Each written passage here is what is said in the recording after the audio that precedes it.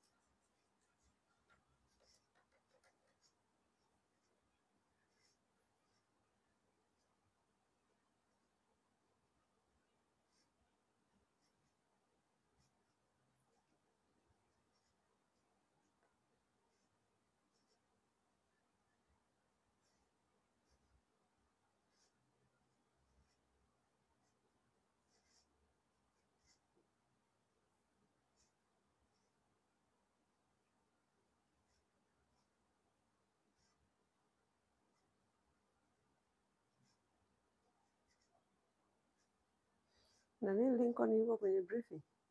Yuko ofisini?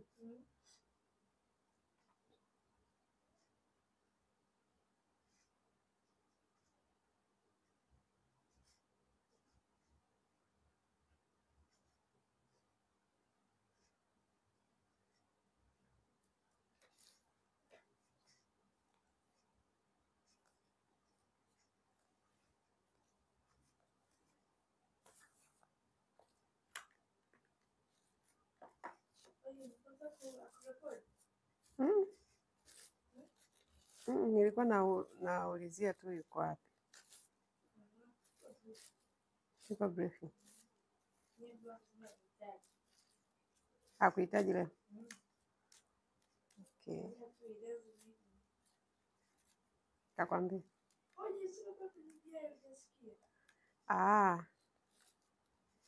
Nifikiri kakwambia sasa hivi.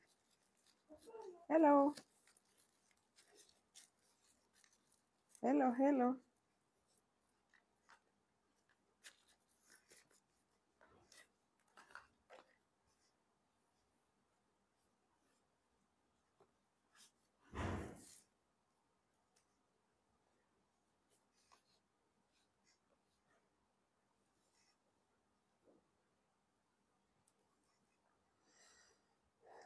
Naweza pata binti kuanzia miaka 19 hadi 23, unaweza ukapata, lakini kwetu sisi huwa umri sio tija. Umri hatutoi wadada wa kazi kwa umri. Kama unafuatilia content zetu, tunasisitiza sana level za wadada, kwa maana ya professional ambaye ana weledi, amesomea, ni mtaalamu. Alafu tuna smart ambaye huyu ana upeo mkubwa, anaweza kuelekezwa tu kidogo, alafu anajiongeza, anajiongoza. Alafu kuna traditional ambao hawa ni wa kusimamia. Kwa hiyo sisi tunafanya hii kazi kwa kuangalia ubora unaoupata kwa daraja la dada na sio umri wa dada. Na kwenye swala la umri, sisi tunafanya kazi na watu ambao wametimiza umri wa miaka 18 mpaka tunasema mpaka 40, kwanza 35 hapo 40 kama bado ni mtu ambaye amejitunza vizuri, ana nguvu, bado anaweza kufanya kazi. Of course 45 kwa wale waliojitunza vizuri zaidi, wapambanaji. Kwa hiyo kwenye umri tunachoangalia ni mtu ambaye ana afya njema na ana uwezo wa kufanya kazi, ambao mara nyingi ni miaka 18 mpaka 35 hapo. Sawa. Smart ndio bei gani? Smart ndio anayelipwa 300,000 kwa mwezi. Huyu sifa yake ni dada ambaye upeo wake ni mkubwa. Unakuta mara nyingi wamesoma vitu mbalimbali, lakini kutokana na changamoto ya ajira hawana kazi. Kwa hiyo badala ya kuendelea kukaa mtaani, wanakuja kufanya hizi kazi za ndani. Kwa hiyo mtu kama huyo ni mtu ambaye upeo wake ni mkubwa, ni mtu ambaye ni rahisi kujiongoza, ni rahisi kujiongeza na ni rahisi kujua wewe unachokitaka. Kwa hiyo mara nyingi kuwaelekeza ni pale mwanzoni tu anapokuwa na mgeni kwenye nyumba yako. Tofauti na traditional ambao wao upeo wao ni mdogo, uko limited. Yaani yeye unamwelekeza na bado kile ulichomwelekeza asiweze kukifanya vile unavyotaka. Hiyo ndio sifa ya traditional. Ubora wao ni mtu wa kuelekeza, na wakati mwingine unaelekeza lakini bado utarudia tena na tena na tena.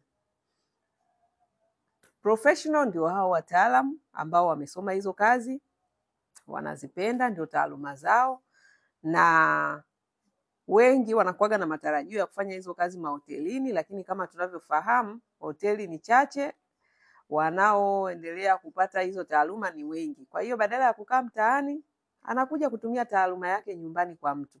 Sasa hawa tunawatambua kama wataalamu kwa sababu kazi hizo za nyumbani ndizo walizosomea. Amesomea malezi, ambaye huyu wa malezi mara nyingi wanaajiriwa kwenye hizi shule za awali. Kwa hiyo ni rahisi, ukiwa na watoto anaweza kukusaidia sana. Dada wa malezi amesomea mambo ya ukuaji wa mtoto, masuala yote yanayohusiana na child care, mambo ya watoto wadogo. Alafu tuna wale wa mapishi ambao wao wamesomea kupika, na kuna wale wa housekeeper ambao wamesomea masuala ya usafi kwa ujumla. Okay? Kwa hiyo hizo ndio level 3 ambazo sisi tunazitambua kwenye hizi kazi za ndani: mapishi, usafi na malezi ya watoto, lakini katika ngazi tofauti. Wataalamu ambao ni professional, smart wa katikati, na traditional wale wa chini. Dada, siwezi kazi ya ndani, nitafutie kazi nyingine. Una aibu, una haya wewe. Una aibu, una haya, unakuja hapa unaniambia nikutafutie kazi nyingine. Hiyo kazi nyingine nenda kumwambia baba yako na mama yako akutafutie. Sawa? Kwa sababu huo ndio wimbo unaoimbwa na watu. Hawana kazi, wewe bado unahangaika kutafuta kazi nyingine. Mimi nisingependa kuona, yani unless unaona kazi imetangazwa, lakini usiniambie nikutafutie kazi nyingine, kwa sababu hilo ndio janga la taifa hili. Watu wamekaa majumbani kwa sababu ya kuchagua kazi. Kwa hiyo huo upumbavu na ujinga sitaki kuuona kwenye peji yangu. Kuja kuniambia nitafutie kazi nyingine, kazi moja moja zinazotokea, kama una sifa uende direct useme nimeona kazi fulani ambayo mimi nina sifa nayo na vigezo nayo. Lakini usije kuniambia mimi nikakutafutia kazi nyingine. Wewe unafanya nini? Huna miguu? Kama wewe huna, basi waambie ndugu zako wakutafutie. Lakini ukija kwenye peji yangu hapa, tunabadilisha fikra, tunabadilisha mitazamo yetu. Yale mambo ya kuchagua kazi ndio ameweka watu kwenye umaskini. Kwa hiyo usije hapa na fikra zako za kijinga jinga hizo. Haya, naomba kazi za ndani hizo ndio zipo hapa, zimejaa kibao, na ni kazi ambazo unaweza kupatia mtaji ukaenda kufanya biashara zako. Kwa hiyo kazi za ndani zinapatikana kwa wingi kabisa. Hizo ndizo tulizonazo. Yaani hizo kazi za ndani ambazo wewe uzitaki, ambazo wewe unazidharau, mimi hizo ndio zimenitoa. Na hizo ndio zinaendelea kuwatoa wanawake wengine wengi wanaokuja kwenye mradi wetu. Ukiangalia content nazo posti za wasichana wanaokuja hapa kibao, wajanja wenzangu, wale ambao wanajua kabisa pesa yoyote halali, ndugu yangu, unaichukua kwa nguvu zako zote. Kwa hiyo wewe uko tayari kufanya kazi za ndani, njoo ujikomboe. Njoo ujikomboe, chukua namba zetu kwenye platform zetu, piga simu uelekezwe namna ya kufika, taratibu za kufika, njoo kachape kazi. Lakini usiniletee ujinga hapa kuniambia tafutie kazi nyingine, kazi ya ndani siwezi. Uwezi ya ndani, kaa hapo, utakula jeuri yako. Utakula jeuri yako. Haya.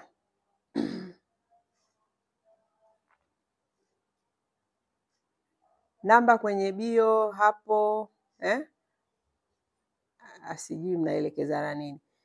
Namba kwenye bio. Okay, yani kwamba namba anapata kwenye profile, si ndio? Au nikutajie kabisa. Namba ziko jamani, namba ziko kwenye profile. Ukiingia kwenye account yangu kwenye profile, namba ziko pale.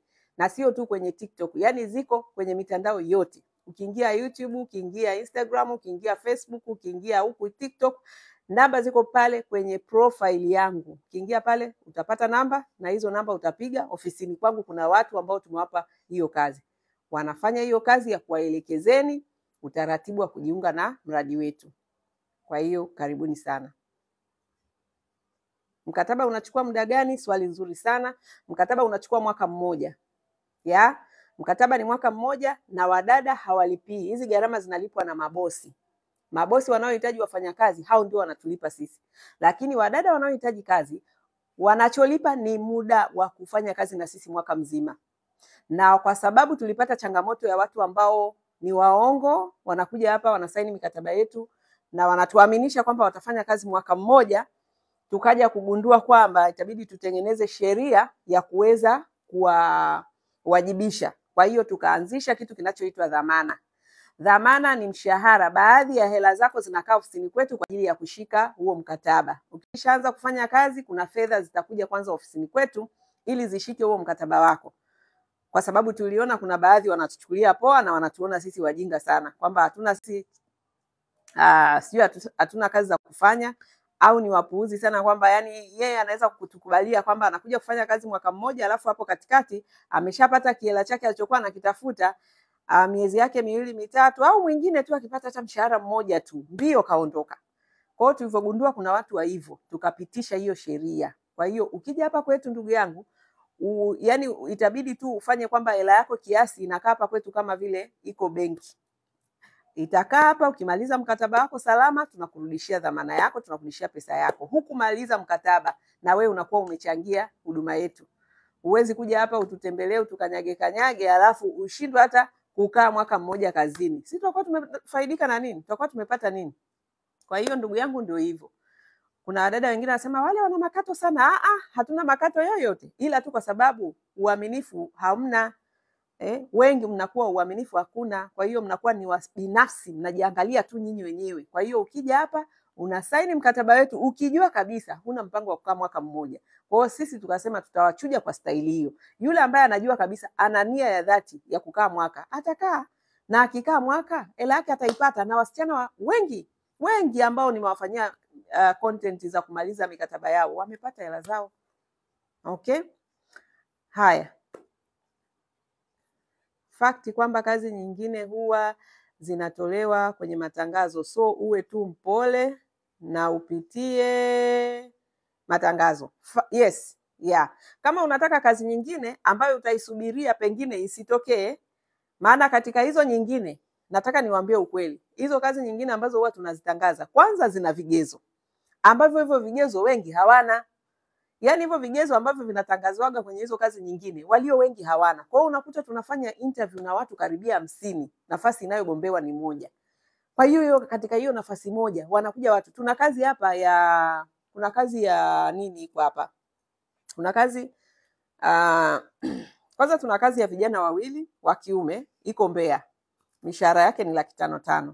Hiyo kazi iko Mbeya, lakini kuna sifa yani za hao vijana. Kwanza ni wa kiume, pili lazima wawe na vigezo vya kuweza kufanya kazi supermarket, wawe na uzoefu. Huyo mtu hawezi kulipa 500 alafu aanze kukufundisha kazi. Kwa hiyo anataka mtu ambaye angalau ana uzoefu na hizo kazi. Okay? Lakini pia of course anataka mtu anayeweza kuendesha bodaboda, ambazo hiyo haina shida. Wavulana wengi wanajua kuendesha bodaboda, lakini ile uzoefu wa kufanya kazi kwenye hizi supermarket wengi unakuta wanakuja hapa hawana. Mtu anakuambia tu nimeuza duka la nyumbani, na hata ukimwangalia conviction yake kwamba kweli ameuza hilo duka la nyumbani, unaona kabisa ni uongo. Na hata kama alikuwa anauza duka la nyumbani, hakuwa serious, hakuwa anapay attention kama ni kazi. Unajua kazi ambayo unasema una uzoefu nayo, my friend, ni kazi ambayo ulikuwa unalipwa mshahara. Na tena umefanya kazi si chini ya mwaka na watu walikuwa wanakulipa mshahara. Hapo mtu kweli anaweza kuchukua serious kama kweli ulikuwa una uzoefu, yani kama una uzoefu wa hicho kitu. Lakini walio wengi anakuambia tu mimi nilikuwa nauza duka la nyumbani, lakini duka la nyumbani lenyewe ukimchimba zaidi unagundua hakuwa hajui, yani kuna vitu vingi hajui. Kwa hiyo nilikuwa naelezea kazi ambazo zipo, lakini zinakuwa na vigezo vikubwa kiasi ambacho kwenye kazi za ndani hivyo vigezo, yani vigezo ni kama utaanza kutamani mishahara ya 500 au 300, ambayo nawaambiaga unatamani mshahara mkubwa wakati hujajenga uwezo nini? Hizo tamaa za nini? Jenga uwezo. Kinachokupa mshahara mkubwa ni uwezo wako. sio wewe kama mtu, ni mtu mwenye tija. Na sisi wengi hatujengi tija. Walio wengi tunapendaga tu kukaa, umri unaenda, hujaongeza skills yoyote, hujaboresha uwezo wowote, alafu unakuja kwenye interview au kwenye kitu ambacho kinakuhitaji uweze kukifanya, huwezi kukifanya.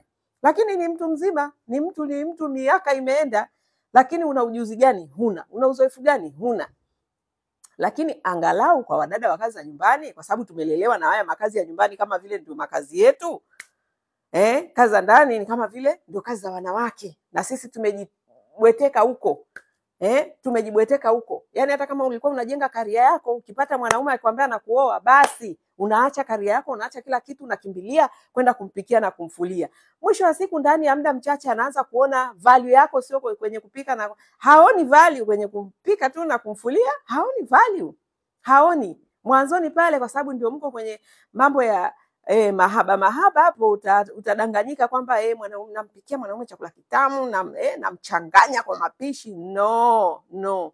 Hakuna kumchanganya mwanaume kwa mapishi. Mwanamke unamchanganya mwanaume kwa kuwa msaidizi katika engo zote. Kwa sababu hata Mungu wakati anamweka mwanamke, anamleta mwanamke kwenye usaidizi wa mwanaume, hakumkabidhi jiko.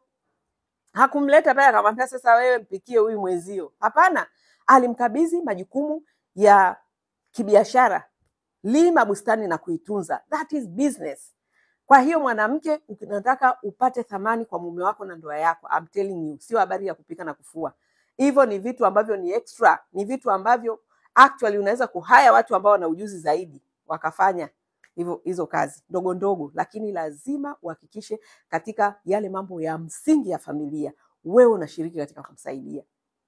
So wanawake, kwa sababu tumelelewa na kazi za nyumbani kama vile ndio za kwetu na sisi tumezikubali, hizo ndio kazi zetu, ndio maana kazi za ndani inakuwa rahisi kutokuwa na yani vigezo vikubwa, yani kwamba kuna hizo tu kwamba kwa sababu wewe ni mtoto wa kike ambaye umekuwa kwenye hizi kazi unazifanya, ni traditional dada, mshahara 1,500,000. Bado it is big money. Ni hela kubwa sana. 1,500,000 unapata, unakula kwa bosi, unalala kwa bosi. Kuna watu wanaenda madukani huko na bado wanalipwa hizo 80,000. Kuna watu ni graduate wanaenda kwenye vikazi vidogo vidogo hapa, pesa wanayolipwa inaishia kwenye nauli, inaishia kwenye kulipa kodi, inaishia kwenye matakataka kibao, na bado utatafuta mtu. Yani ndio hayo mambo ya sponsor yanapoanzia, unalazimika kutafuta mtu ambaye ataweza kusapoti, kwa sababu kamshahara kale akatoshi. Lakini hizi kazi za ndani ambazo wewe kwa ufinyu wa akili yako unazidharau, ni kazi ambayo unafanya kazi, unakula kwa bosi, unalala kwa bosi, na mwisho wa mwezi unapata hela kiasi ambacho unaweza kuweka malengo, ukasema hela yangu yote naiweka benki, au naweka karibia 80% au 90% langu naitunza benki. Mwaka ukikatika, lazima utakuwa na mtaji wa kutosha kabisa wa kuanzisha biashara. So hizi kazi za ndani ni kazi mbadala sana, ni kazi nzuri sana. Ni kwa sababu tu watu wanawaza kijinga, watu wanawaza kizamani, wanafikiri kazi za ndani bado labda ni zile ambazo enzi zangu mimi wakati nafanya nilikuwa nalipo 5,000. Nao mimi nimezipambania, nimefanya mapinduzi makubwa sana. Mshahara mdogo kupitia taasisi yangu ni 1,500,000. That is big money. Na watu wako watu ambao wanalipa. Wapo watu wenye hizo uwezo kabisa, wanalipa hizo bila shida. Sasa tuna watu wanalipa 500,000 kazi za ndani. Tuna watu wanalipa 300,000 kazi za ndani. 1,500,000. Yani ni kitu kipo, yani kinawezekana. So nataka niseme niko hapa kubadilisha mindset, kubadilisha fikra kwa wale ambao wako kwenye umaskini na wanataka kuendelea na ujinga wa kutafuta kazi ambazo kwanza hawana taaluma nazo. Kwa sababu wangekuwa na hizo taaluma nazo, wangekuwa na ujuzi huo, wangekuwa mbali. Kwanza unatafuta kazi ambayo kazi yenyewe huna taaluma nayo. Mtu anakuja anatafuta kazi ambayo imetangazwa. Tulikuwa na kazi ya nini? Kazi ya ambayo imepata mtu tu juzi. Ya duka, ya ofisi ya dry cleaner. Ile kazi wamekuja wasichana wengi, lakini hawamiti vigezo, kwa sababu mtu anasema nataka mtu ambaye angalau alishafanya hii kazi. Kwa hiyo unakuta hujawahi kufanya. Kwa hiyo vigezo vinakuangusha. Yani hizi kazi za kutangaza hizi ambazo ni nje ya kazi za ndani, I'm telling you, kazi zake, nafasi zake kwanza ni chache, na wanaojitokeza kuja kuzitafuta ni wengi, na katika hao wengi wenye vigezo ni wachache sana. Kwa hiyo bora uende uchukue ile fursa iliyopo ambayo haihitaji masharti makubwa sana, na still bado unatengeneza pesa na unaendelea kujenga uzoefu. Okay, na mimi nimewatafutia sasa hivi, nimewatafutia mtaala, nikawaambia unaweza ukaanza traditional level, halafu ukaingia kwenye mtaala wetu wa kujifunza namna ya kufanya kazi kama smart dada na kama professional dada.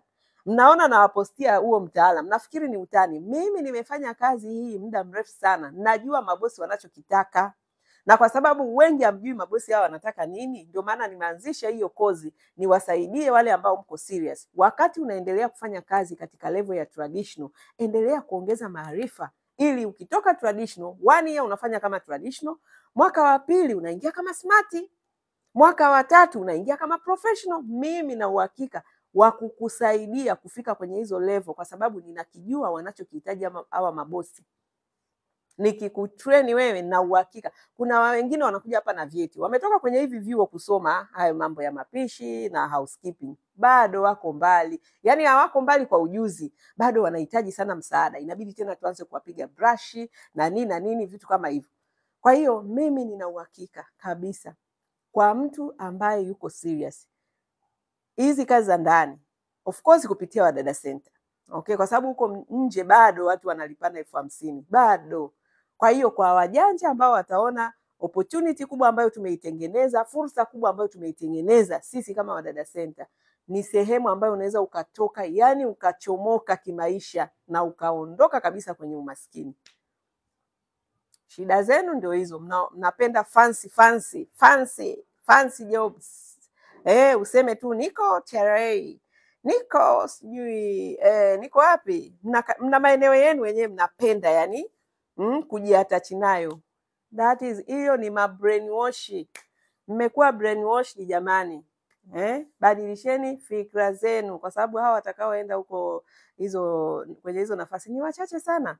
Vyuo vinatema, watu wengi wanakuja mtaani. Jiulize wote mtakwenda wapi? Kwa hiyo unless wewe tayari una channel, unajua kabisa nikitoka zangu chuo na moja kwa moja nina channel. Lakini kama wewe ni wa kuzunguka na bahasha viatu vinaisha, ndugu yangu, kamata fursa iliyoko mbele yako. Mimi hata wavulana huwa nawaambia, nenda kawe kibarua saidia fundi. Anza chini. Unapoanza kutengeneza uchumi, anza chini. Kama ulivyoanza kusoma, umesoma umepata degree yako, fine. Lakini unakumbuka wakati unaanza kusoma ulianzia wapi? Kwa nini ukaanzia chuoni? Kwa nini ulianzia kindergarten? Kwa sababu kila jambo lina mwanzo wake, na mwanzo wake siku zote ni mdogo. Mwanzo wake ni mdogo. Huwezi kusema katika kazi unataka kuanzia juu. Hao ni wachache sana. Ni wachache. Ni wangapi wanatoka vyuo wanamaliza vyuo wanaweza kuanzia juu kama watu wengine? Kwa hiyo wewe kama ni miongoni mwa wale ambaye huna channel ya kwenda kuanzia huko juu, watakuwepo hao watoto ambao wenye network yaliyotengenezwa labda na wazazi wao au wao wenyewe tu kwa kudra za Mwenyezi Mungu wamefanikiwa kupata hizo channel. Ni wachache. Ni wachache. Wewe ambaye una hiyo channel, usibaki kwenye ndoto za linacha. Unaamini kwamba kwa sababu mimi nina degree au na masters basi nitapata mimi nitapata kazi za juu. Ndugu, hiyo kazi ya juu. Mwisho wanawake wanachoamua ni nini? Anaamua tu apate bwana azae. Kwa sababu gani? Mimi nilikosa kazi tu, mimi nikaona tu niamue nizae zangu. Sasa unamkomoa nani? Unamkomoa nani? Ukikimbilia kuzaa, ujue ni majukumu unakimbilia. Ni majukumu. Huyo mwanaume mwanzoni atajitutumua kwamba ana uwezo wa kukuhudumia. Lakini walio wengi mna ushahidi, sio wote. Katika wanawake 100, labda tuseme waliofanikiwa kuendelea kuhudumiwa na hao wanaume wao, sidhani kama wanafika 10. Katika wanawake 100, walio wengi wamepigika, walio wengi wamechoka, walio wengi wamechuja. Na mimi nasema ni sahihi kabisa, kwa sababu Mungu wewe alikuwa amekuleta wewe kama msaidizi. Ulivyosoma ni sawa kabisa, kupata elimu ni sawa kabisa, lakini unatakiwa pia uhakikishe unatengeneza mazingira ya kujenga uchumi wako, ili unapoingia katika majukumu, we na mwenza wako msaidiane hayo majukumu, na sio kwenda wewe kubweteka kwa sababu umekosa kazi uende ukabweteke kumtegemea. Utamtegemea siku za kwanza, lakini naye atachoka, atabwaga manyanga. Tutaanza sasa kuwakimbizana na wanaume, wametutelekeza, wametuacha, wameacha watoto, sio hawahudumii, sio hawafanyi nini. Hizo ndio story nyingi za sasa hivi. Lakini ukija kuangalia hawa nao wanazidiwa, na kwa sababu wao wenyewe wanakufa na tai shingoni, hawasemi ukweli. Hasemi ukweli, anaelemewa na mzigo wa majukumu, hasemi ukweli. Ni wanaume wachache ambao, yani kama nilivyosema, kama pyramid vile, wachache sana wako kule juu ambao shughuli zao, biashara zao zinaweza kutekea familia kwa kila kitu, lakini walio wengi wanahitaji mkono wa pili, wanahitaji sapoti kutoka kwa wake zao, kama ambavyo mwanamke ni jana nilikuwa nazungumzia hiyo, kuhakikisha maono ya familia ya anashiriki katika kuyatamia na anavyoweza kubadilisha mbegu ya mwanaume ikawa mtoto, hata kwenye mawazo ya kibiashara. Huo uwezo anao ndani yake, anahitaji tu mwanaume ambaye anaelewa hicho kitu. So shida pia tunakutana na wanaume wengi ambao sio waelewa, wanaikalia kusema kama jana hapa kuna waliosema mimi mke wangu nilivyokuwa naye kabla hajapata kazi, si biashara, tulikuwa tunaishi vizuri sana, lakini baada ya kumruhusu akaenda kwenye biashara, yani ndoa yao ni kama imevurugika. Nikamuuliza, hebu niambie specific ni kitu gani? Hakujibu. Kwa hiyo nilishindwa kuiongelea kwa undani. Haya. Dada Joy, mafundisho yenu kwa wadada ni mazuri mno, na dada anayepita kwako asipofanya vizuri, huyo atakuwa ni chizi. Na unajua tena dunia hii na machizi wengi. Kwa hiyo akipita kwetu, alafu akapata yale mafundisho, alafu asipoyafanyia kazi, unajua jibu ni nini? Jibu ni kwamba yeye amejazwa zaidi mafundisho mengine ambayo yanakinzana na mafundisho tunayompa. Kwa sababu ukiangalia tena hapa kwenye TikTok, wadada wanaonyesha ujeuri. Lista, mwanangu naomba uwashe AC. Naona joto limenikaba sana. So, ukiangalia wasichana wengi ambao hapa wanaongeaga negative kuhusu mabosi, ni watu ambao tayari kwenye fahamu zao wanawaangalia mabosi kama maadui zao. Yaani badala ya kuangalia mabosi kama fursa kwao na kushukuru kwamba angalau zama hizi wakina mama wanatoka kwenda kufanya ujasiriamali, kwa hiyo sisi tunapata fursa. Yaani kama mimi bosi wangu alikuwaga nesi wa kike, najiulizaga hivi yule mama angekuwa sio nesi, angekuwa tu labda ni mama wa nyumbani anafanya shughuli zake yeye mwenyewe, mimi ningetoa wapi fursa ya kutoka kwetu Moshi nije mjini huku nifanye kazi za ndani nipate mtaji? Kwa hiyo wadada ambao hawako, yani naweza kusema ni ujinga. Unajua Biblia inapenda sana kutumia neno ujinga. Ujinga sio tusi, ni kutokujua. Ukishajua ujinga unaondoka. Okay? Lakini wengine ni wapumbavu sasa. Wapumbavu ni wale ambao yani yeye ni kama ngozi haibadiliki. Japo siku hizi tunapambana kubadilisha ngozi, ni kama abadiliki. Huyo ni mpumbavu sasa. Hata umuelimishe vipi, haelimiki. Kwa hiyo na sisi ndio maana tunashare content zetu, kuonyesha pumba na mchele, kwamba kama kweli huyu bosi anatambua anachokitaka, akisikia tunayoyafundisha, atakuja kwetu. Atakuja. Yaani hiyo ndio inayotupa confidence. Na ndio maana sisi tuna wateja wengi sana. Mtu akitaka dada kwetu anasubiri wiki 8, miezi 2 hiyo foleni yake. Na hapo tumeongeza mabei ili kuweza kupunguza watu. Kwa nini? Kwa sababu tunahubiri kile ambacho watu wanakitaka majumbani kwao. Hayo tunayowafundisha hawa wadada ndio watu wanayoyatafuta kwa gharama yoyote ile ndani ya familia zao. Kwa hiyo wale wanaozingatia wanaishi vizuri sana na wanalipwa vizuri sana. Sasa kama watu wanalipwa hizo hela ninazotaja 500,000, 300,000, 1,500,000 ndio hela ndogo.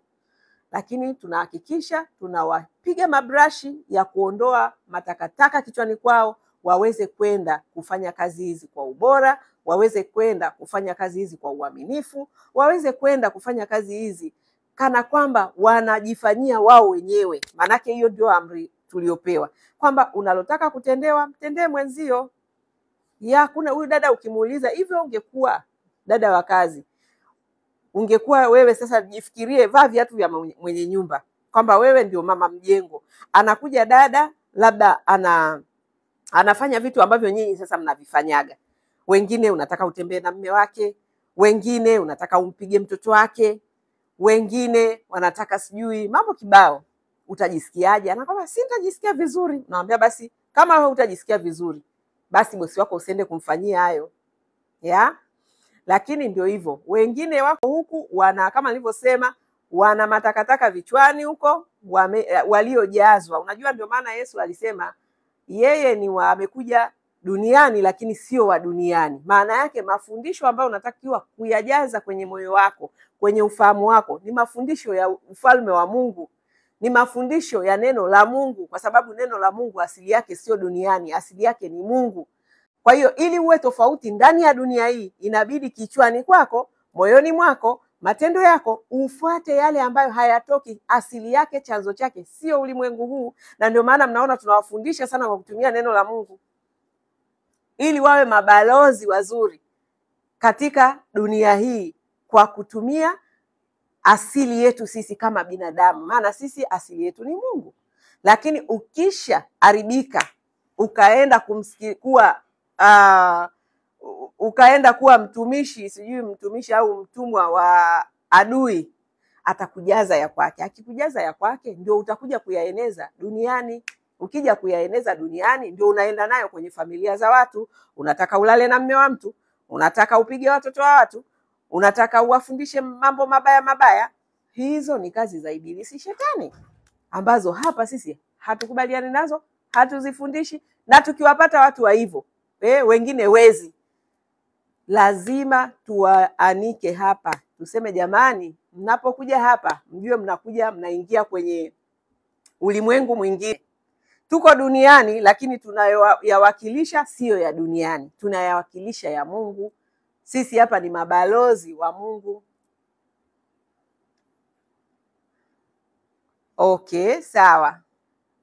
Kwa hiyo nafikiri nimetoa ufafanuzi wa kutosha kabisa. Wakati dada ndio bosi wako wewe, bila yeye upati hela, na huyo dada bila mimi hapati hela. Okay? Na hiyo ndio shida kubwa wa Tanzania tulionayo, akili za kimaskini. Ndio maana mnakaa mnaongea ujinga huko, Mama Samia kamnunulia mtoto wake magari ya kifahari. Amnunulie nini? Amnunulie IST. Yes, ni mama tajiri, rais wa nchi, ana fedha nyingi, kwa nini asimnunulie? Akili za kimaskini. Yaani wewe unaona dada ndio bosi wangu mimi, bila yeye sipati hela. Lakini umesahau huko mtaani wadada mnawalipa 30,000, mnawalipa 20,000 wadada wa kazi. Kwa Joyce Kiria huyu dada anapata pesa mara 800,000. Akija kwa Joyce Kiria, kwa brandi ya Joyce Kiria, anapata hela nyingi mno za mtu ambaye anafanya kazi ofisini, lakini huyu dada anazipata kwenye kazi za nyumbani. Hilo hujaliona, ila umeona tu mimi dada ndio bosi wangu. Fikra za kimaskini sana, na una uchungu, unaumia. Unatamani wewe ungekuwa Joyce Kiria ili hizo hela nazopata na wewe uzipate. Fanya kazi. Ukifanya kazi ya kuhudumia watu, ndugu yangu, ukajua matatizo ya watu wanayoyahitaji na ukahudumu kwa moyo mmoja, hizo pesa utazipata, na utazipata hata na zaidi. Kwa hiyo usiwe na chuki na usiwe na wivu. Hao wadada mimi nimewatoa mbali. Mimi napata, lakini wao wanapata zaidi, kwa sababu Tanzania nzima kama mshahara wa dada wa kazi wa serikali ni 60,000, 1,500,000, 60,000 naingia mara ngapi? Hicho hujakiona. Na huo ndio mshahara sisi kwetu, sisi tunaita kima cha chini. Hicho ni kima cha chini kwa taasisi yetu sisi. Hilo hujaliona, ila umeona tu kwamba dada wa kazi mimi au ndio mabosi wangu. Sasa mimi nakwambia tu tunategemeana. Okay? Wao watakuja, mimi nitapata hela kupitia wao, lakini na wao watapata hela zaidi kupitia mimi. Kwa sababu bila taasisi yangu, bila kuweka mfumo, hizo hela wasingezipata. Hakuna aliyethubutu kuanzisha na kuongeza thamani, okay, kwenye kazi za nyumbani kama taasisi ya Joyce Kiria Superwoman. Kwa hiyo kama unaweza kufanya kitu ambacho hakijawahi kufanyika, pia utaweza kupata hela ambazo watu wengine hawajawahi kuzipata kwenye sekta yetu. Upo. Kwa hiyo utakufa na pressure, ndugu yangu. Utakufa na pressure. Kaa muombe Mungu akupe mawazo ya changamoto za watu kwenye mitaa yako, kwenye jamii yako. Zile changamoto tulia, muombe Mungu akupe wisdom ya namna ya kuzitatua, then unanufaika. Yaani sisi tunafanikiwa kwa kupitia watu, kupitia watu. Ndio maana ili mtu uweze kupata hela lazima ufanye biashara yoyote ile, yoyote ile, lazima ufanye biashara inayosaidia watu wengine. Uanzishe duka sijui la kuuza nini, lakini wale unaowauzia ni watu, sio mbwa, ni watu, sio paka. Watu ndio wanaokuja pale dukani kwako kununua wanachokinunua. Maana yake wewe umeweza kujua kuna watu wanahitaji huduma fulani na ukaiweka. Sasa wanapokuja kununua, wewe ndio unaanza kupata kipato. Okay? Kiufupi wote tunategemeana. Yes, ndio maana yake, lakini wote tunategemeana. Lazima wewe unayetaka kipato. Na hapa nataka kuongea na watu wengi ambao wanalalamika hawana kazi. Yaani huu ujumbe ni wa mtu yoyote ambaye anasema sina kazi, sina biashara. Maana yake ili uweze kuanza kupata hela, unapaswa kufikiria matatizo ya watu wengine. Ufikirie matatizo ya watu wengine ndio unaweza kupata hela. Lakini ukianza kufikiria matatizo yako, kwamba aisee mimi nataka kazi. Tena nataka kazi ambayo sio ya ndani. Tena nataka kazi ambayo labda mshahara wake ni mshahara fulani. Ushafeli. Umeshafeli. Unatakiwa uwaze hivi, katika jamii yangu watu wana mahitaji gani? Watu wana shida gani? Na mimi naweza kusaidia nini katika shida hii walionayo? Ukianzia hapo kuwaza watu wengine wana shida gani, wana matatizo gani, na wewe una uwezo gani katika kutatua hayo matatizo, that is where your money is. Hapo ndio pesa zako zilipo. Sasa hatuwazi hivyo, ndio maana tunakuja na machuki, mawivu kwa wale ambao wameweza kuangalia jamii zao zina shida gani, na tukaweza kuwa mchango, tukaweza kushiriki kutatua hizo changamoto, na tunapata hela kupitia hiyo huo mchakato wa kutatua hizo changamoto. Unapata wivu, unapata pressure.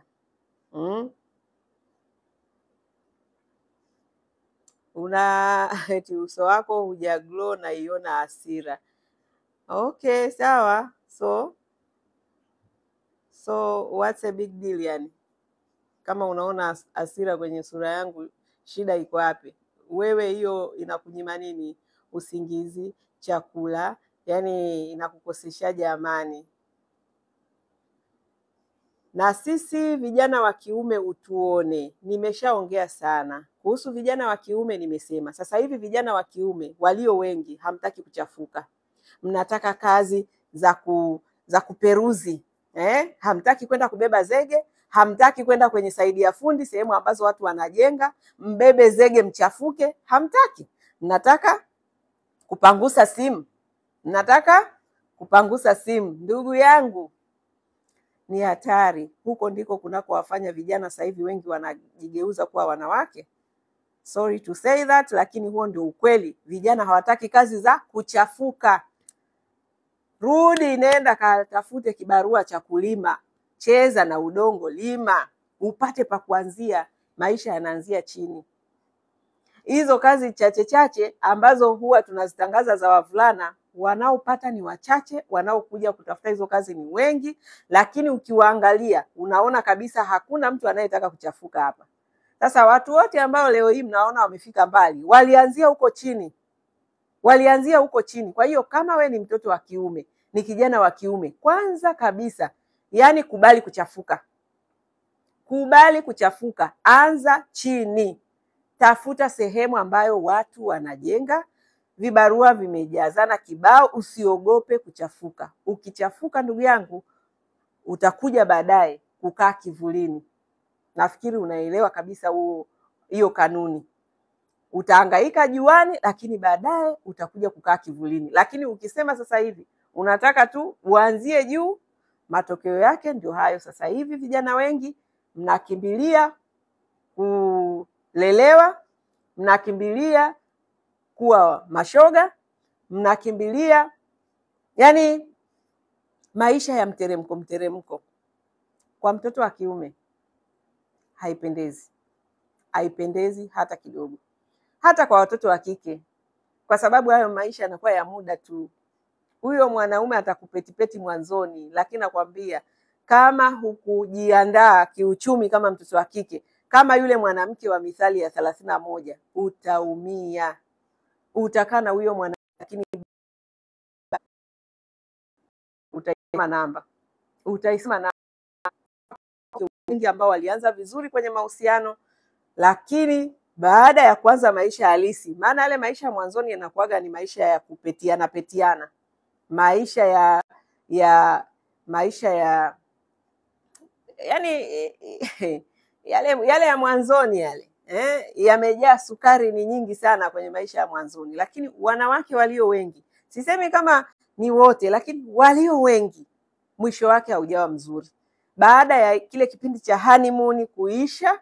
Na sasa sasa ule usaidizi unahitajika sasa, maana we si msaidizi kwenye ndoa, wewe ni msaidizi. Kwa hiyo mwanaume anapogundua kwamba kumbe siko na msaidizi, niko na mzigo tu kama mizigo mingine maana tuna watoto wa kusomesha, tuna majukumu, na we unakuwa ni jukumu mojawapo la kwake badala ya msaidizi. Then anagundua kwamba hauna tena tija, hauna thamani kwake. Anyway, kwa hiyo nilikuwa nasisitiza kwa wavulana, lakini nikasema hata kwa wasichana, hailipi mtoto wa kike kwenda kuolewa na kuwa tegemezi, hailipi. Na mtoto wa kiume wa kike hailipi kuolewa kwenda kuwa tegemezi. Wa kiume, acheni hiyo tabia ya sasa hivi kuto kutaka kuchafuka. Mtoto wa kiume lazima uchafuke, lazima uende ukabebe zege, kabebe zege. Mtoto wa kiume kabebe zege, hata kama una degree yako kabebe zege. Usiseme mimi na degree yangu nikabebe zege. Ndio, katika kutafuta unaanzia chini pia, kwa sababu katika kutafuta elimu ulianzia chini, ulianzia kindergarten katika kusoma. Kwa hiyo na unapoingia kwenye biashara, watu wote waliofanya biashara hakuna hata mmoja aliyeanzia biashara juu, hayupo. Kwa hiyo katika kukusanya mtaji, labda utatakiwa ufanye hizo vibarua vya saidia fundi. Katika nilitembelea kwetu Moshi, nasubiri uchaguzi uishe nitarudi kule Moshi kwa ajili ya kuelimisha vijana wa kule nyumbani kwetu ambao kuna vibarua. Nilikuwa nashangaa naona kuna vibarua vya saidia fundi, lakini watu hawataki kuchafuka. Watu wapo vijijini kule na hawataki kuchafuka. Saidia fundi anaona hii kazi ngumu. Wewe mtoto wa kiume unasema kazi ngumu saidia fundi? Sasa utatoa wapi hela? Kwa hiyo inasikitisha, lakini kiukweli kuna kazi kubwa sana ambayo inatakiwa ifanyike ya kuzibua akili za vijana wetu.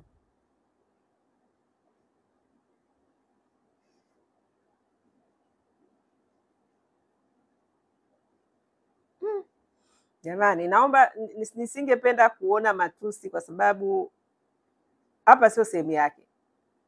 Hapa ni sehemu ambayo tunatangaza ufalme wa Mungu. Kwa hiyo shetani, nataka tu nikwambie, hii sio sehemu yako, please. Hii sio sehemu yako. Hii sio sehemu ya shetani, hii ni sehemu ya ufalme wa Mungu. Una matusi, unaruhusu shetani akutumie kama kifaa chake, right? So hapa sio sehemu yake. Hii sehemu tunautangaza ufalme wa Mungu, period. Haya, mtoto wako anafanya hiyo kazi. Mtoto wangu hafanyi hiyo kazi, lakini nimemwambia hiyo kazi anaweza kuifanya. Anaweza kuifanya kama sipo, kwa sababu Biblia inasema mtu mwema anawaachia watoto wake anawaachia watoto, anawaachia urithi watoto wa watoto wake. Tena sio watoto wake, ina maana tunaagizwa na neno la Mungu tuache urithi sio kwa watoto, wajukuu. It means watoto, hiyo it's given. Neno la Mungu linavyotuelekeza ni kwamba kumwachia mtoto wako urithi, that is given. Hicho kitu kinachotarajiwa. Lakini sasa neno linakuagiza uachie hadi wajukuu, watoto wa watoto wako. So kama mimi sipo na nimefeli kufanya hivyo, watoto wangu nimeshawafundisha kwamba wafanye kazi yoyote halali ya kusaidia fundi, ya kulima, yoyote halali. Na hata kama hajui kuifanya, awe mnyenyekevu kwa watu, awe mwaminifu kwa watu, na ajifunze kufanya hiyo kazi, kwa sababu Mungu amempa ubongo na uwezo wa kujifunza. Kama amejifunza kuongea, kama amejifunza kutembea na vitu vingine vingi ambavyo anajifunza, hata kama alikuwa hajui kulima, ajifunze kulima. Hata kama alikuwa hawezi kubeba hiyo zege, abebe. So hayo ndio mafundisho yangu kwa watoto wangu. Kwa hiyo nikiwa hai sasa hivi nafanya nao kazi. Watoto wangu wakitoka shule wanaingia kwenye biashara yetu, wanajua hii biashara inafanyika vipi. Kwa hiyo kesho na kesho kutwa sipo, wanaweza kuendesha hiyo kazi ambayo wameikuta, na tunavyofanya nao manake ni kwamba wasiwe wageni, waweze kujua vitu vinafanyika vipi. But ikishindikana, ikafa, biashara ikafa, maana kuna wazazi wameacha biashara lakini watoto wanashindwa kuendesha zile biashara. Kwa hiyo hizo biashara nazo wakishindwa kuziendeleza, basi waangalie kwenye jamii watu wanahitaji nini. Kama ni kuosha magari ya watu waoshe, kama ni kulima walime, kama ni kubeba zege wabebe. Hayo ndio mafundisho yangu kwa watoto wangu. Kwa hiyo kama mzazi wako hajakufundisha, ndugu, unakuja hapa unatukana matusi for what? Kwa ajili ya nini? Ili iweje? Anyway, nimesema hivi, hapa mimi ninachotangaza ni ufalme wa Mungu. Ni kanuni zinazotoka kwenye neno la Mungu. Kama wewe unakuja na kanuni zinazotoka kwa baba wa uongo ambaye ni Shetani, then good for you. Okay? Lakini kwa kuwa huu ni ukurasa wangu, hii ni platform yangu, mimi nitakayo yapa nafasi ni yale ambayo yanamtukuza Mungu. Okay? Haya.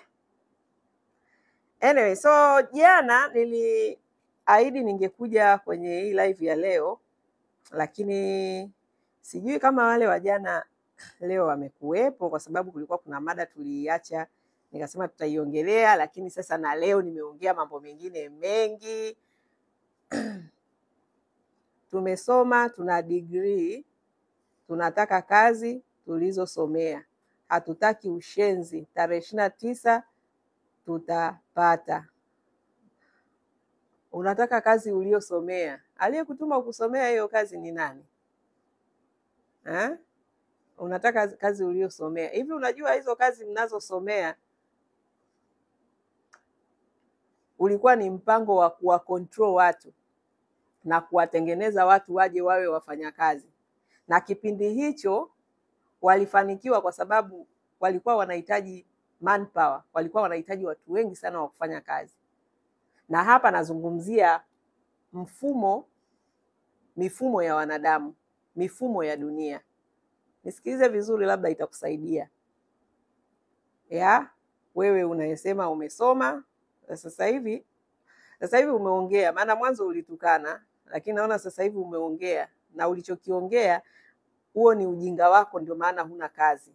Kwa sababu umeenda kusoma ukiwa una uhakika gani kwamba unachokisomea watu wanakihitaji? Kwa nini ulienda kusoma ulichokisoma? Nani alikuambia kwamba ukisoma hichi kitu na kuja kukupa kazi? Nani alikwambia hicho kitu? Na kama alikwambia, yuko wapi sasa hivi kukupa hiyo kazi? Mifumo yetu ya dunia, hapa ndipo imetufikisha hapa, kwa sababu tumeuacha mfumo wa Mungu wetu. Tuna mifumo ya kidunia ambayo tumeilebo, tunaiita demokrasia. Mifumo hii ni ya wanadamu wameitengeneza.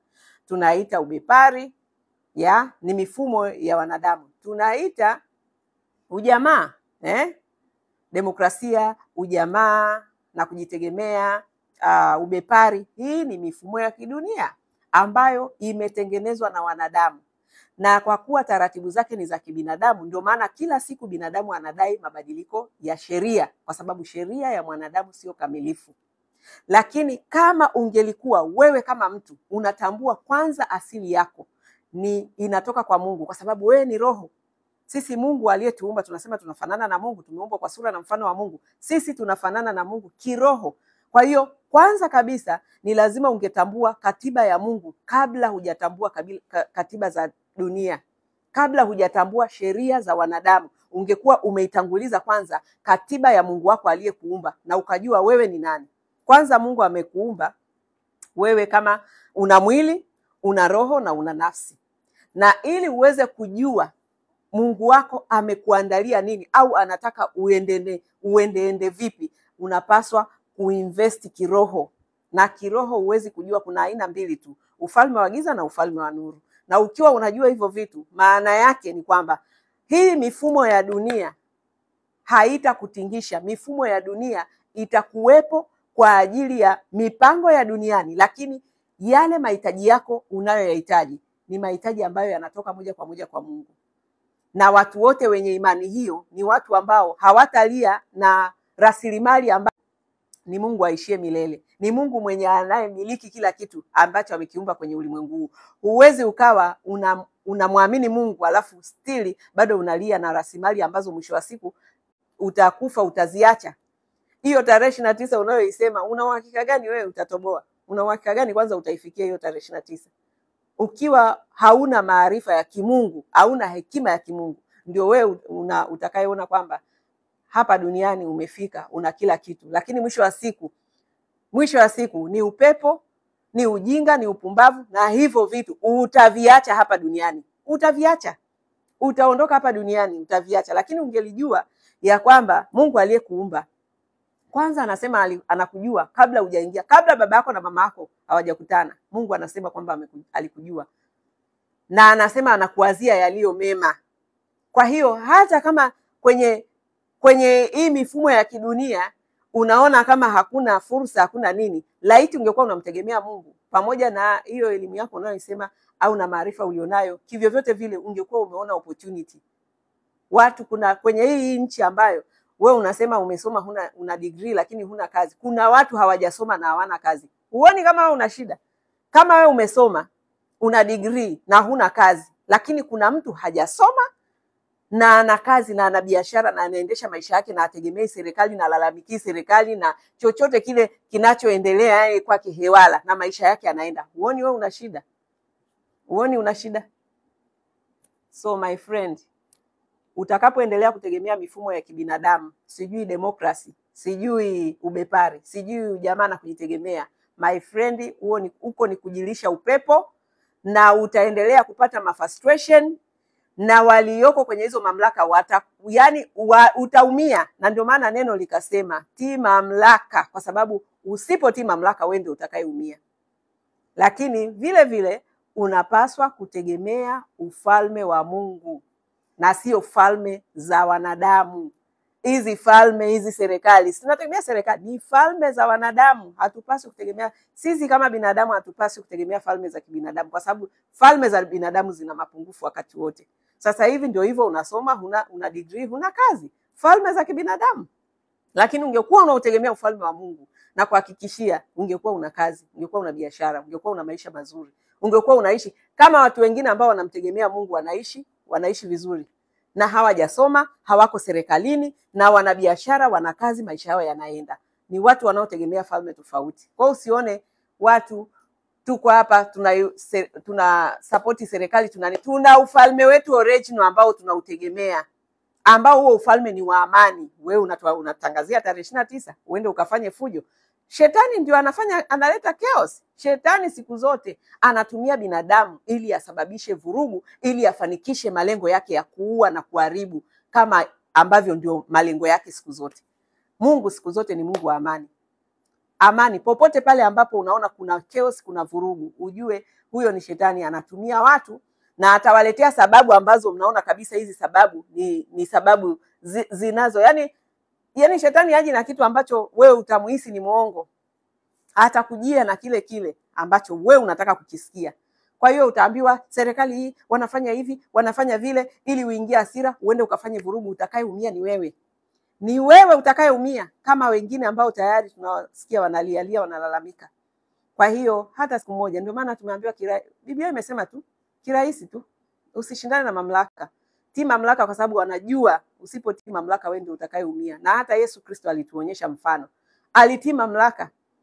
alitii mamlaka, alilipa kodi zao, alifanya mambo yao, ila kwa sababu alikuwa yeye, kusudi lake hapa duniani ni kuja kutufia kwa ajili ya kutukomboa, ilibidi kile kikombe akinywee. Lakini otherwise alitii mamlaka, alitii mamlaka, alitii.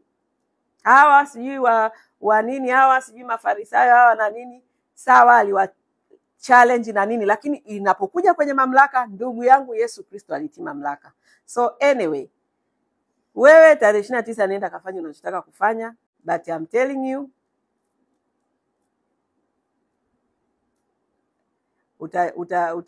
utajua, utapata unachokitafuta.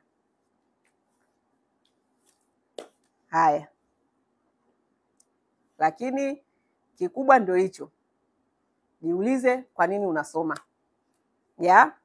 Mimi nimesoma theology na namaliza na graduation in November, lakini nimesoma theology, nimesoma community development, nimesoma uongozi. Na ndio kazi ninazofanya, ndio kazi zangu ninazofanya. Nafanya kazi zinazohusu uongozi, nafanya kazi zinazohusu maendeleo ya jamii, na nafanya kazi ambayo inamtukuza Mungu, theology. Kwa hiyo nimesoma kitu kwa sababu nilijiuliza, kwa nini nataka kusoma nacho kisoma?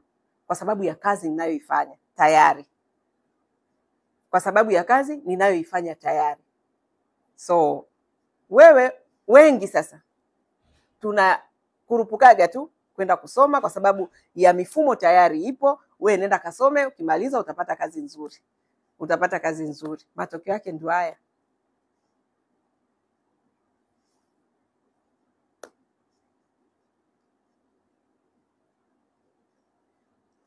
Umesoma elimu za watu, yako iko wapi? Elimu za watu ipi?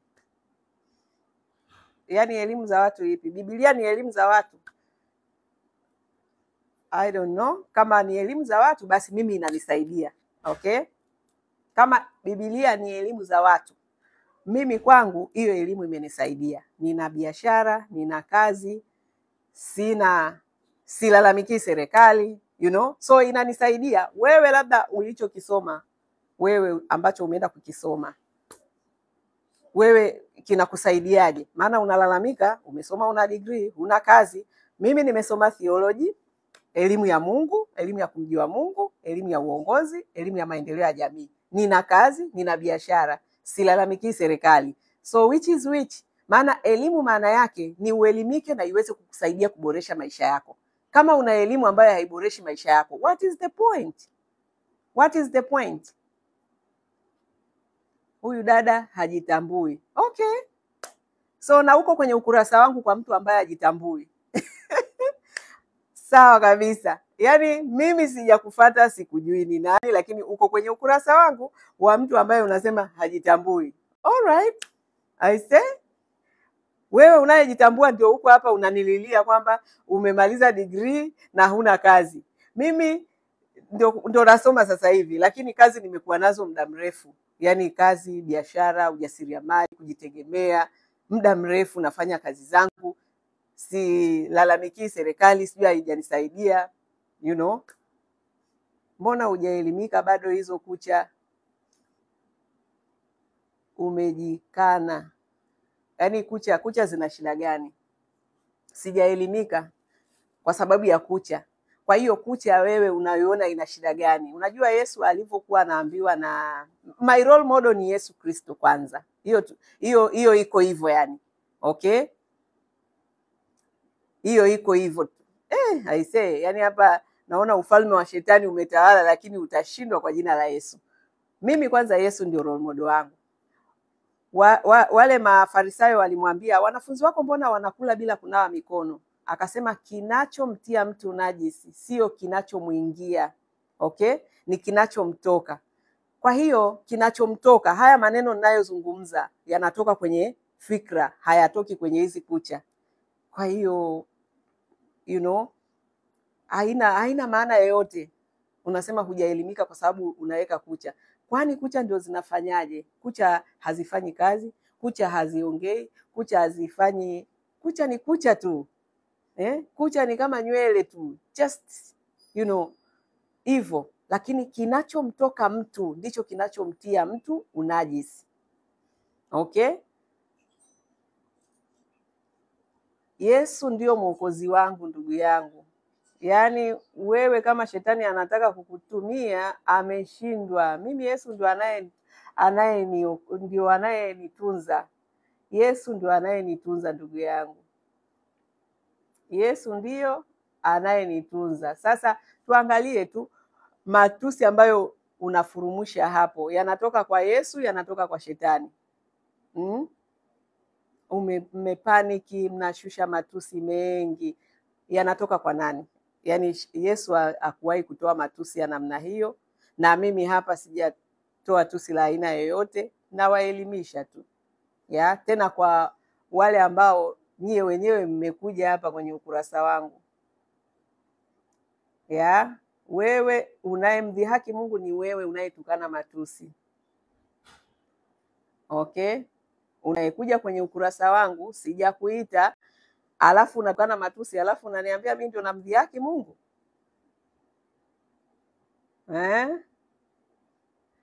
Shetani ameshindwa kwa jina la Yesu. Shetani ameshindwa. Shetani anawatumia vibaya. Mnakaa mnaenda mnatukana viongozi huko, mkitekwa mnalalamika, na nyie wenyewe ndio mnaenda kuwachokoza. Neno la Mungu limeshakwambia tii mamlaka. Tii mamlaka. We unafikiri hayo matusi unayofurumusha hapa, uende ukamtukane rais, uende ukamtukane sijui kiongozi gani huko, utabaki salama kweli? Mungu mwenyewe ameshakwambia tii mamlaka. Haya, wewe hutaki kutii mamlaka, unaenda kupeleka maneno mitusi kama hii kwa viongozi, utabaki salama? Afu baadaye unakuja unaanza kulalamika, sijui umefanywaje. Shauri yako.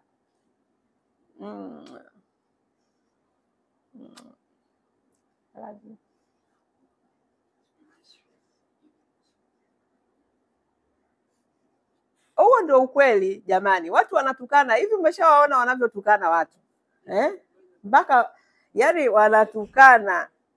Sasa anaenda kutukana mtu ambaye, ndugu yangu, Biblia yenyewe inakwambia tii mamlaka. Wewe hiyo mamlaka unaenda unaitukana, alafu akikukuta bado wewe tena ndio unaenda unalalamika. Ni changamoto. Ni changamoto kubwa. Kwa hiyo mimi sidili, yani mimi matusi sio big deal yani, kwa sababu mimi najua, niko aware, najua huyu ni shetani anatumia watu. Shetani anatumia watu kwa sababu anataka na mimi niingie kwenye huo mkumbo wake. Mimi siwezi kuingia kwenye huo mtego. Mimi niko hapa kueneza ufalme wa Mungu. Jamani, tufanye kazi, tutii mamlaka. Tutoke kwenye zile zama za kwenda kukariri information kibao umejaza kichwani, alafu hayo information huwezi kuyatumia kuboresha maisha yako. Unaenda unasema nimesoma, tunaita hiyo nimesoma. Unajaza information miaka na miaka kichwani. Unakuja unamaliza, unapewa hiyo nini hiyo? Hiyo cheti hiyo. Na jina kubwa, degree.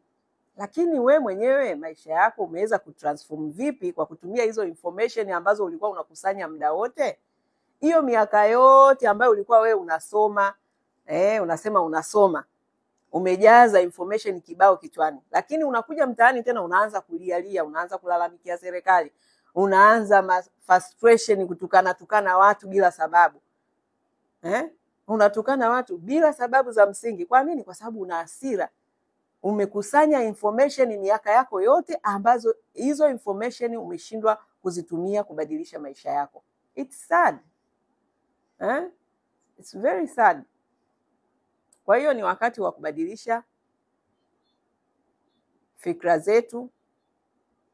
Tuangalie fursa zinazotuzunguka, na sio kwa sababu mtu umeshamaliza kidigrii chako kimoja basi unasema nimeshamaliza sasa natafuta kazi. No.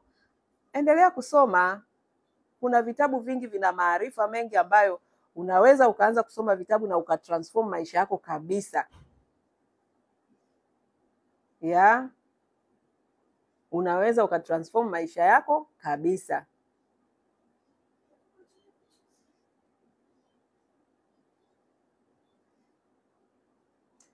Madamu mtu anaweza kuja hapo kuomba kazi bila kumuonyesha kwenye mitandao, hapana. Hapa lazima uje kwenye programu yetu. Yaani ukija kwetu lazima uwe uko tayari kuonekana kwenye vipindi vyetu.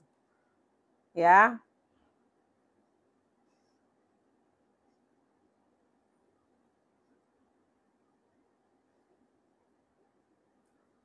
Kwa hiyo guys, ndio hivyo.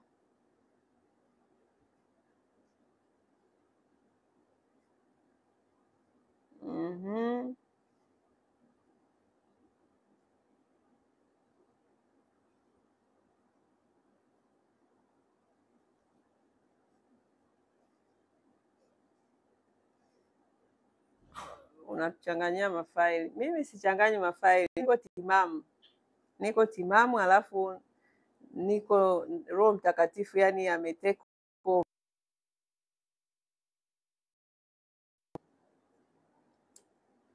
Roho Mtakatifu anafanya kazi yake. Mwisho wa siku nimekwambia tu ni shetani yuko kazini. Kwa hiyo mi siwezi kwanza hapa kukaa na mimi najibu matusi. No. Nina wisdom ya kutosha kuelewa hii spirit inatoka wapi, kwenye ulimwengu wa nuru au kwenye ulimwengu wa giza. Kwa hiyo kama ni kwenye ulimwengu wa giza, ninakwambia tu kama Yesu alivyokuwa anawaambia, toka shetani. Ya, basi rahisi tu, wala utoki jasho. Yesu alikuwa anawajibu tu, toka shetani, anaendelea na assignment yake. Kwa hiyo mimi niko kwenye assignment yangu, na nina uhakika kabisa niliyoyaongea hapa yamewagusa yamewagusa yani kuliko kawaida. Kwa hiyo utachagua ufanyie kazi, usifanyie kazi. Mimi nimefanya wajibu wangu. Yeah. Napenda nywele, kwa hiyo sasa kama unapenda nywele nifanyeje ndugu?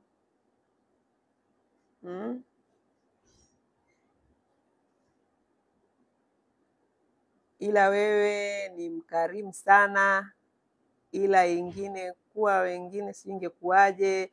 Yaani hiyo ndio siri, nakwambia. Ukiwa ni mtu ambaye umejawa na hofu ya Mungu na neno la Mungu, unakuwa kwenye peace kubwa sana. Yaani unakuwa na amani, huwezi kupanic, kwa sababu unakuwa unajua kabisa mbinu za shetani unazijua. Atakuja hapo akutukane, anataka akutie hasira na wewe utukane. Hapana. Unamwambia tu huko siji. Mimi niko upande huu. Yaani wewe uko gizani, mimi niko mwanga. Sasa giza na mwanga kipi kinashinda? Si umeona? Giza na mwanga unafukuza giza. Kwa hiyo ni kitu ambacho hata wewe ukipractice utafanya vizuri tu na utakuwa na amani. Yaani hakuna kitu kitakacho kubabaisha kwenye dunia hii. Ukiwa na hofu ya Mungu, ukiwa na neno la Mungu la kutosha kabisa, ukiwa na Roho Mtakatifu, hata wafanyeje, yani una amani. Amani ndio kitu kikubwa kabisa. Kwani wanachotafuta hapa ni nini? Ni amani ambayo wanaitafuta kupitia mali, wanatafuta kupitia vitu, lakini kumbe neno la Mungu ndio lina kila kitu. Ukiwa na neno la Mungu na ukiwa unajua Mungu anafanyaje kazi, una amani. Amani haipatikani kwenye vitu. Amani inapatikana kwa Mungu kupitia neno lake.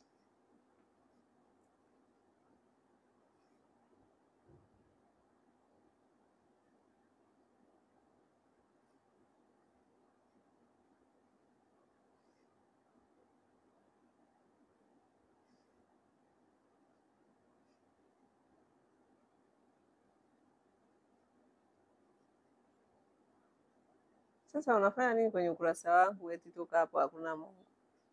Haya, sawa. Kwa hiyo unafanya nini hapa? Yaani swali tu nimeuliza rahisi tu. Wewe unafanya nini kwenye ukurasa wangu? Kama hakuna Mungu, hakuna nini, unafanya nini hapa?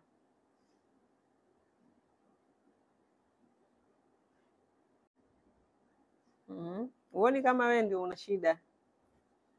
Mtu unapokuwa hupendi content zake au hupendi vitu anavyofanya, why unajipa stress kwenda kwenye nani zake? Au wewe ndio unataka kujitia stress? Unachoongea ndio maana hatoki. Huo ndio ukweli.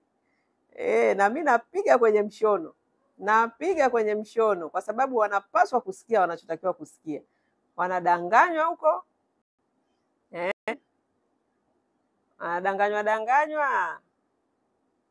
Mimi nawaambia ukweli wa Mungu anaotakiwa kuusikia. Alafu anausikia, alafu ni mchungu, kuacha anataka, kuendelea kusikia anataka, basi mambo yanakuwa ni mchanganyiko. Joy, achana na hao wasumbufu, chapa kazi, watakukera, alafu wapo na stress nyingi sana. Mimi hata wanikeri, nawaelimisha tu. Mimi nawaelimisha, hata wanikeri. Hawanikeri kabisa, nawaelimisha, nawasaidia. Na imani kuna watu watasikia. Nakuhakikishia kuna watu ambao ujumbe utawasaidia, watakwenda kubadilisha maisha yao. The good thing about people who don't like you, they watch everything that you do. Mheshimiwa nani umesema? Zakaria. Nashukuru sana wakili msomi. Na wanaakti hawakupendi. Mtu ambaye umpendi uhangaiki naye. Kwa hiyo ndio hivyo, tuendelee tu kuwavumilia kwa kweli. Inabidi uwe na uvumilivu, lakini tuwaelimishe pia. Ni kweli da Joyce, kwa hilo tunashukuru. Asante pia. Kina Joyce tuna akili sana na kupenda dada yangu, nashukuru. Asante. Dada hongera, unaongeaga vizuri. Na wadada, shukrani sana. Okay. So jamani, nafikiri live ya leo nitoshe tu kusema ilikuwa ni nzuri sana. Imekuwa ni live yenye tija. Ukiondoa ufalme wa shetani wa giza, tumefanya kazi nzuri sana. Na ili tuweze kufanya kazi yetu lazima wawepo, ili tuweze kuwaelimisha. Kwa hiyo nashukuru kwamba nimeweza kuwapa awareness. Watakaofanyia kazi watafanyia, itawasaidia.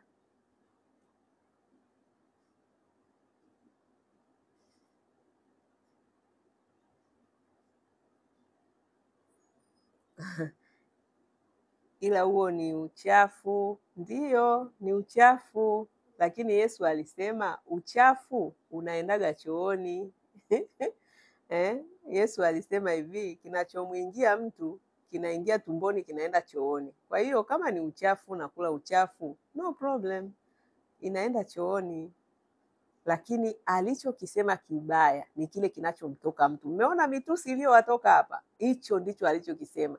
Akasema huko moyoni, kwenye akili, ndiko zinakotoka fikra mbaya za wivu, za tamaa, za matusi, za kusengenya, za kutukana. Yaani hizo zote alizitaja.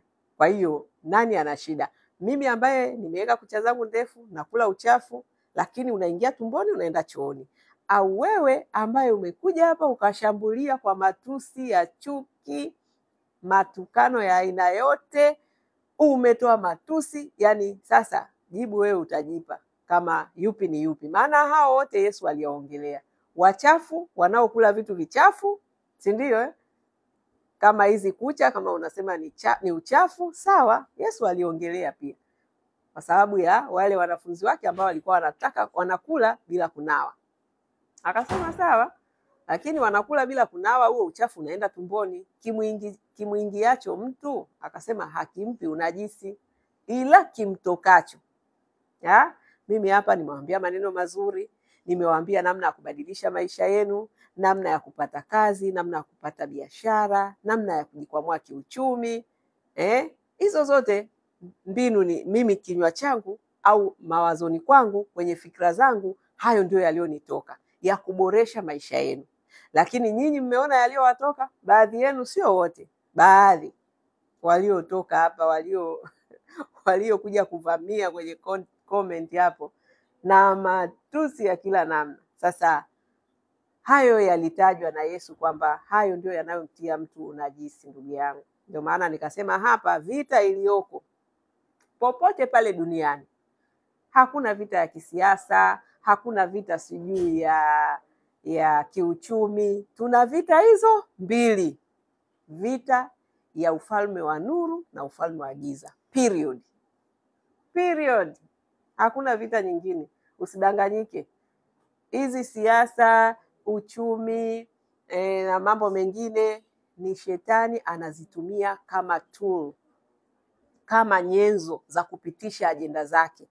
Kwa hiyo we unabaini ajenda za shetani ili usababishe chaos, ili ulete vurugu na kusahau kwamba Mungu ndio chanzo cha kila kitu. Mungu ndio amani, Mungu ndio mafanikio, Mungu ndio kila kitu. Ukiwa unamtegemea Mungu, huwezi kuingia kwenye hizo vita. Huwezi. Ukiwa unamtegemea Mungu wako, uwe na serikali ya aina yoyote, ya demokrasia, ya ujamaa na kujitegemea, ya ubepari, ya nini, yaani wewe, kwa sababu asili yako na chanzo chako kinatoka kwenye ufalme wa Mungu ambao hauna mwisho, ambao una kila kitu, uliokamilika, uliotimia, ambao una kanuni zisizobadilika, kanuni na sheria zisizobadilika. Lakini hizi falme zingine hizi, sijui za ubepari, sijui za demokrasia, sijui za ujamaa na kujitegemea, kila siku tunalilia, tunataka kubadilisha, na mwisho wake tunamwaga na damu. Mwisho wake tunakimbilia kwenye mavita. Sasa hivi kupambana hiyo sijui tarehe ngapi. Shetani. So guys, it was good jioni ya leo. Tukutane tena kesho, au mnasemaje? Tuendeleze nondo zetu kesho.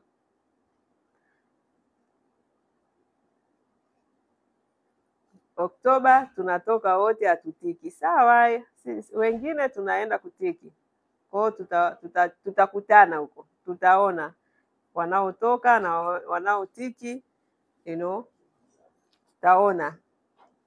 Oktoba tunatiki.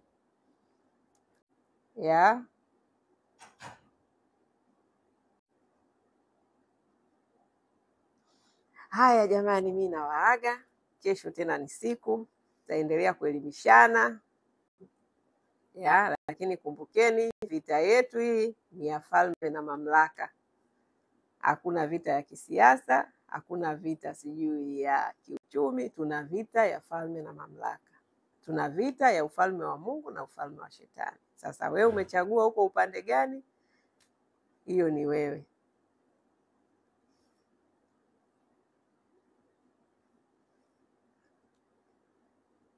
Hatuchekelei maovu.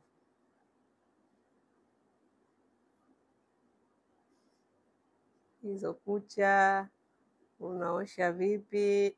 Jamani, mama unatumia maneno makali namna hiyo. Lazima tuandamane. Hatuchekelei maovu. Sasa we maovu yapi? Maovu yapi? Unasema hatuchekelei maovu yapi? We umeajiriwa kwenye hiyo serikali mpaka unasema we ndio kwanza unasema sijui una kazi, we ndio sijui maliza degree una kazi. Maovu yapi? Maneno ya kusikia kutoka kwa watu ambao na wao walikuwa huko, baada ya kutoka wametoka na hasira zao.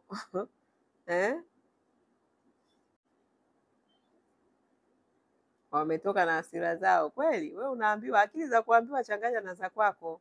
Na kama hutaki unaamini, unataka kuamini maneno ya watu wanaokuambia kuna maovu, basi tumia njia ambayo wao wametumia kuingia kule ili we ukafanye mema.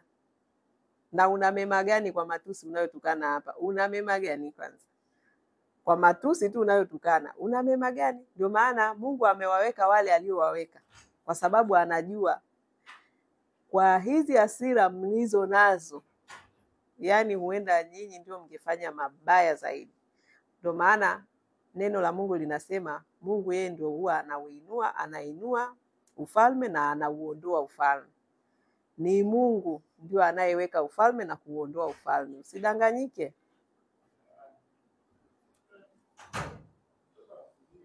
Nani anasubiri? Anataka nini? Unataka kuangalia kwenye simu? Sasa hujaniambia. Nikiwa live wewe niambie, niongeleshe tu chochote. Basi wewe ungeniambia tu hivyo ili mimi nimalize. Sasa nimeona mnakaa mnaendelea na program zenu. Wameshashiba.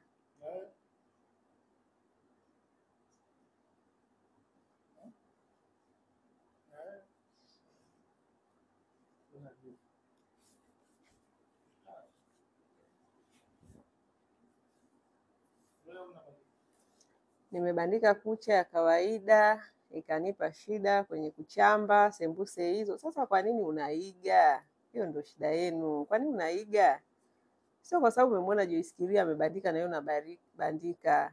Nyinyi ndio mnaharibikiwa. Ukiona mtu kavuta bangi na wewe unavuta, ukiona mtu amekula madawa kulevya na wewe unakula, mtu analewa na wewe unalewa. Nini? Sio lazima uige kila kitu. Ukiona mtu amefanya kitu ambacho anakimudu yeye, mwache afanye. Acha, huo ni ushamba. Unaenda kufanya kitu ambacho wewe ukiwezi. Kwa nini sasa? Na kwa nini uwaze kwamba wewe unafanyaje? Nafanya kwa sababu ni mimi, sio wewe. Unawezaje? Unanawaje? Unachambaje? Sio wewe. Sio wewe. Kwa hiyo hayo mambo hayo ya kwa sababu umeona fulani kabandika na wewe unabandika, utakuja kuishia pabaya. Ndio nyie hata mkiingia kwenye ndoa, ukiona mke wa fulani kanunuliwa gari na wewe unaenda kumkaba mumeo huko, unataka anunue gari. Unajua ana uwezo, anaweza kununulia hilo gari. Ridhika na maisha yako, ridhika na lifestyle yako, vitu vingine vikupite. Haya, shauri mwingine huo hapo. Jamani, tukutane tena kesho.